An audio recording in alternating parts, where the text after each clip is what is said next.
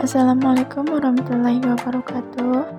Perkenalkan, nama saya Denia Elisa dengan NIM 231615401104 dengan prodi D3 Pidana. Langsung saja saya akan menjelaskan tugas keresian tentang dakwah Ilhal Diyarsi Sumbar. Langsung saja ke pembahasannya, yaitu mengenal sosok pejuang Muhammad Natsir, dai pemandu umat. Muhammad Natsir Datuk Sinar Panjang lahir 17 Juli 1908 di Kampung Jembatan Baukia, Alahan Panjang, Kabupaten Solok, Provinsi Sumatera Barat. Ketika dari 4 bersaudaranya, ayahnya Indris Suwatan Saripado, seorang jurutalis di masa pemerintah Belanda. Ibunya Khadijah dikenal taat memegang nilai Islam. Natsir belajar pada sekolah rakyat di Meninjau berbahasa Melayu. Ketika ayahnya pindah, ia tinggal bersama pamannya di Padang. Masuk sekolah HTS Habdiyah yang dikelola Dr. Haji Abdullah Ahmad. Ketika di Solo dibuka HTS Negeri, Natsir dipindahkan ke Solo, tinggal dengan mudah Haji saudagar yang cukup terkenal di Solo. Di sore hari ia mendalami ilmu agama di Madrasah Diniyah Solo. Malam hari belajar mengaji Al-Quran dan berbahasa Arab di surau. 3 tahun di Solo, kemudian ia di HTS di Padang. Pendidikan didukung oleh penguasa kondisi umat, tingkat sosial, budaya umat yang dibaca dalam halakahnya. Yang pertama, tokoh cerdas. Ketika menematkan HIS, ia mendapatkan profesinya istimewa.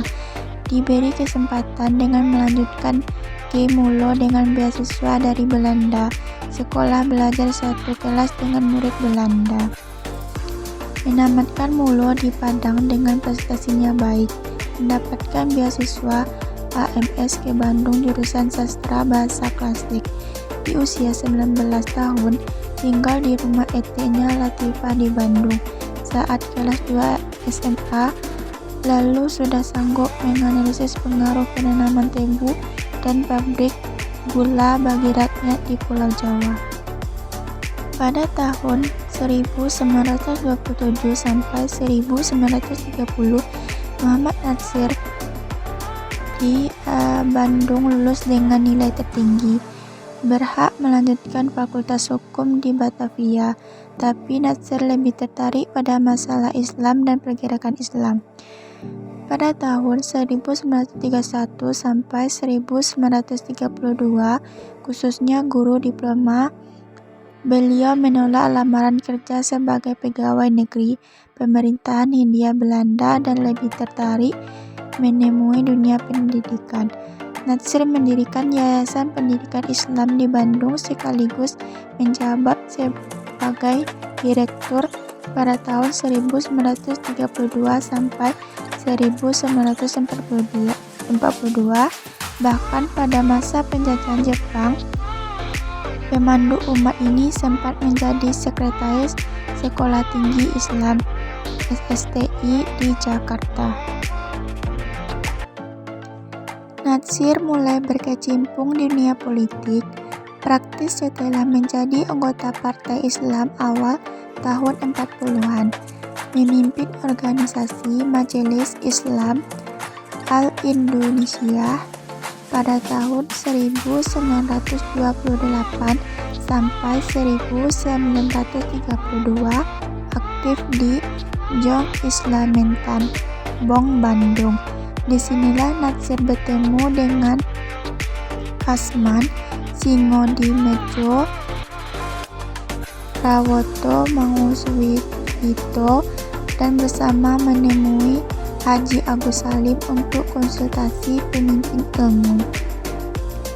Disinilah ia bertemu dengan Nur Nahar, aktivitas Pandu Putri, yang kemudian dinikahinya di Bandung pada tanggal 20 Oktober 1934. Pada tahun 1932 sampai 1942, Direktur Pendidikan Islam di Bandung. Dan pada tahun 1940 sampai 1942, anggota Dewan Kabupaten Bandung.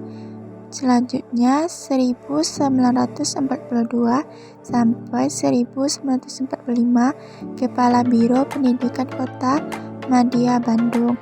Dan yang terakhir pada tahun 1945 sampai 1946, anggota Badan Pekerja KINIP.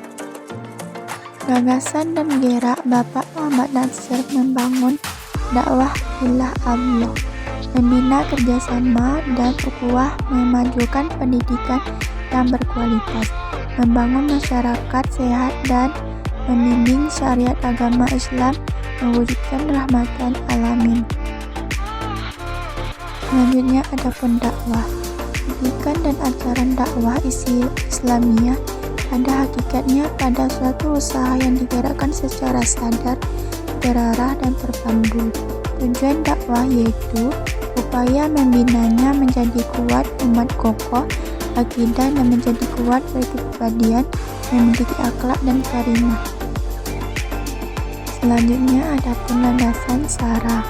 Yang pertama yaitu akidah tauhid atau ketuhanan yang Maha Esa. Yang kedua, spiritual atau bimbingan Al-Quran Karim.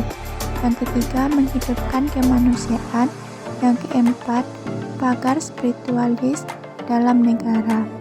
Adapun wawasan ideologis, ukhuwah esensi kesatuan negara, melaksanakan hak kewajiban asasi manusia, menolong yang susah, dan yang terakhir, taat undang-undang. Adapun pemeriksaan strategis yang pertama yaitu amaliyah berperi kemanusiaan beradab. Yang kedua, mengedepankan integritas bangsa. Yang ketiga, berkepribadian sosial. Yang keempat, alam tak kembang jadi guru. Adapun tindakan taktis yang pertama, membuat kebijakan adil. Yang kedua, menahan diri dari kejahatan.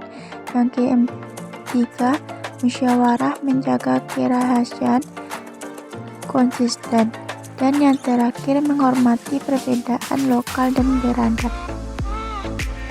Adapun kekuatan tumbuh dari hasil musyawarah dengan memelihara ketuhanan secara bulat, mengutamakan kesatuan dalam persaudaraan dalam ikatan jamaah baik sebagai perorangan atau bersama. Tujuan yang diinginkan insya Allah tercapai. Apabila nilai agama dilupakan berakibat tampilnya pelecehan bernilai bangsa yang berkesudahan, yang bangsa itu terjerumus menjadi diri perkembangan dakwah yang teratur pada gilirannya akan selalu berbekas di hati umat. Begitupun upaya penanaman persaudaraan tinggi pendidikan selalu diupayakan. Adapun pembentukan watak yang pertama, watanan atau ilmiah. Yang kedua, amanah atau jujur. Yang ketiga, akhirat atau diyakini. Yang keempat, sidik atau lurus. Yang kelima, setia dalam ukhuwah. Yang keenam, tauhid. Yang ketujuh, tabligh atau dialogis. Yang kedelapan, taat syariat. Dan yang terakhir, tetap optimis dengan rezeki Allah. Adapun tugas dakwah mengandung dua sesi, membina mereka yang sudah muslim, baik sejak lahir maupun yang baru masuk Islam karena keberhasilan dakwah, mempertahankan Islam serta umatnya dari yang tidak senang melihat kemajuan bahkan melihat Islam lawan yang harus dihadapi. Sekian penjelasan dari saya, jika ada kata yang kurang mohon dimaafkan. Terima kasih.